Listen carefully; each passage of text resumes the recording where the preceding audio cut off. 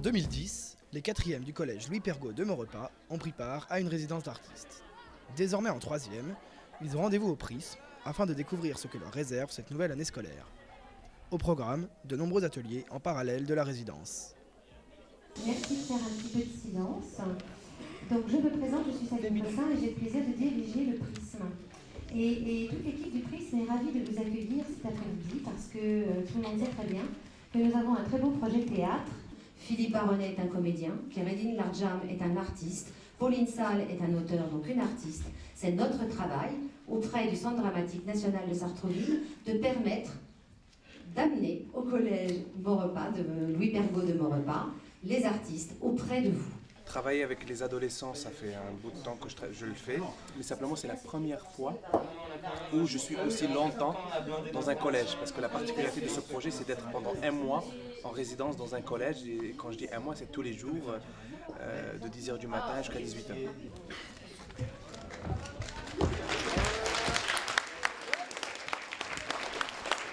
C'était une expérience vraiment très enrichissante pour moi, je peux en témoigner. Je suis reparti vraiment plein d'idées, plein d'énergie. Et puis voilà, je suis très impatient de vous retrouver en 3e. Et puis j'espère que vous aussi, vous êtes impatient de nous retrouver.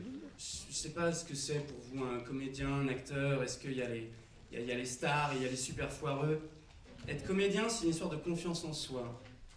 C'est très facile pour vous. Il n'y a rien de plus facile de parler quand on est dans le noir, assis à sa place. C'est rien de plus facile. Ce qui est dur, c'est de venir ici et de parler ici. Je vous parle pas de respect, on peut vous en parler toute la journée. J'ai pas envie de vous emmerder avec des trucs comme ça. Moi, je viens, je peux travailler ailleurs, je suis là. J'ai envie que ça se passe bien.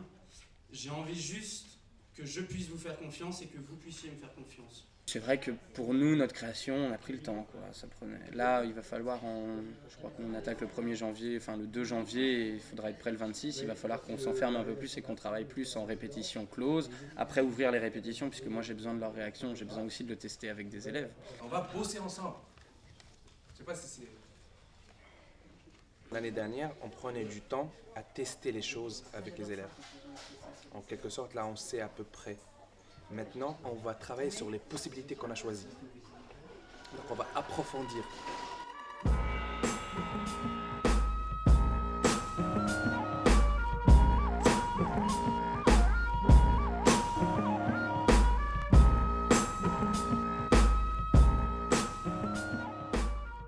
On m'a demandé d'intervenir dans le cadre de cette résidence pour faire une sculpture avec les élèves et immortaliser leur résidence. Durant tout l'atelier, on a d'abord avec de la terre fait des sièges. Après, on a fait les personnages pour les mettre dessus. Après, la dame, elle les a ramenés chez elle pour les faire sécher. Et après, on les a peints et on les a disposés sur la maquette.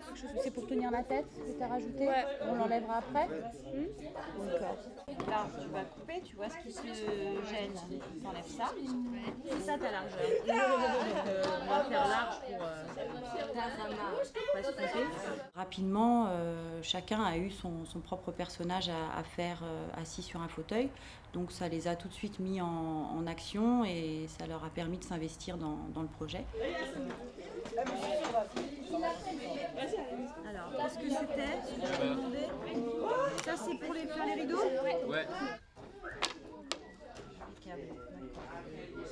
Bon, surtout, faut pas que tu fasses ta plaque que ça. Sinon, il faudra qu'on en remette et à ce moment-là, tu me demandes. Donc, ton rectangle, il fait 10 sur 5. Comment il est bête! Je te donne de la terre. Comment il est bête!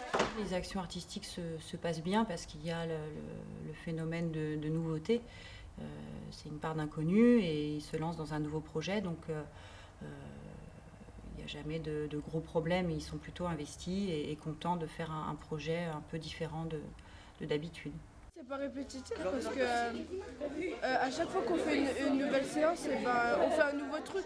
C'est une expérience qui a été très très positive. La plupart des élèves se sont engagés vraiment à fond dans leur projet. Ils ont été très curieux de voir comment ça pouvait se passer, tant au point de vue de la sculpture que du point de vue justement de la mise en corps. Cette sculpture est destinée à rester dans le collège. On va dans un premier temps l'installer dans le hall pour quelques semaines et ensuite elle ira au CDI.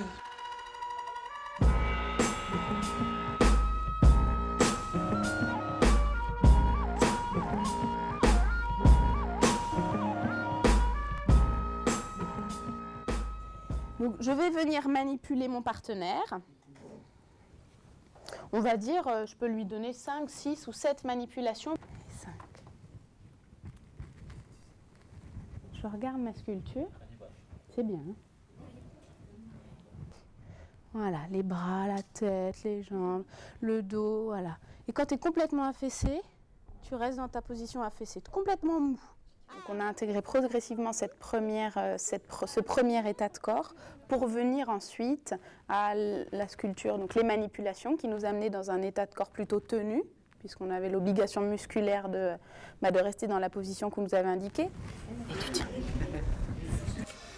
Donc on a fait venir Marie, la danseuse, dans le cadre de cet atelier de sculpture parce que le but du travail pour les élèves était de réaliser des postures assises sur un siège. Je suis un peu venue pour leur proposer de traverser des états de corps différents, des qualités différentes, avoir des sensations, un ressenti qui n'est pas forcément travaillé avec des plasticiens ou des comédiens.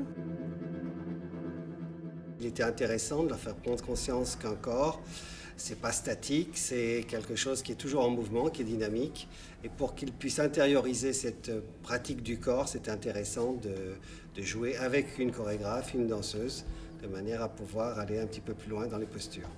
Je pense que ça va aussi les nourrir les enfants d'avoir fait ce travail sur le corps, même dans la manipulation des matières, dans la conscience du geste créatif. C'est pas nécessairement, comme je leur disais, et je pense que ça a fait un peu écho, on peut danser avec n'importe quoi physiquement, du moment qu'on en est conscient, ça ouvre les possibles, quoi. C'est déjà de la danse si on est conscient du geste que l'on fait.